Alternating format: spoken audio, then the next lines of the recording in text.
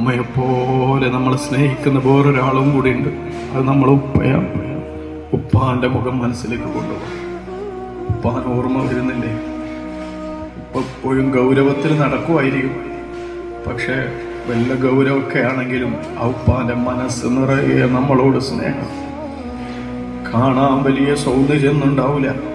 കാരണം നിങ്ങൾക്ക് വേണ്ടി ജീവിച്ചപ്പോ, നിങ്ങൾക്ക് വേണ്ടി വെയിൽ കൊണ്ടപ്പോ ഉപ്പാന്റെ സൗന്ദര്യവും ഉപ്പാന്റെ ആരോഗ്യമൊക്കെ പോയിട്ടുണ്ട്. പക്ഷെ അതുകൊണ്ട് തന്നെ ചെറിയ പ്രായത്തിൽ സ്കൂളിൽ മദ്രസയൊക്കെ പോകുമ്പോൾ ഇതെൻ്റെ ഉപ്പയാണെന്ന് ചങ്ങായിമാരോട് പറയാനൊരു മടിയലുണ്ടായിരുന്നു. എന്ത് മടിയുണ്ടായിട്ടെന്താ കാര്യം? ആ ഉപ്പ ക്ഷീണിച്ചു പോയത് നമുക്ക് വേണ്ടിയാണ്. ആ ഉപ്പ മെലിഞ്ഞു പോയത് നമുക്ക് വേണ്ടിയാണ്.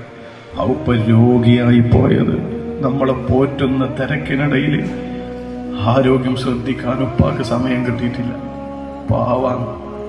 ആ ഉപ്പ ദുനിയാവിൽ കുറേ സുഖിച്ചിട്ടൊന്നുമില്ല, കുറേ സന്തോഷിച്ചിട്ടൊന്നുമില്ല. ഒരുപാട് കഷ്ടപ്പാടുകൾ ബാക്കിയാക്കിയിട്ടാണ് പോയത്.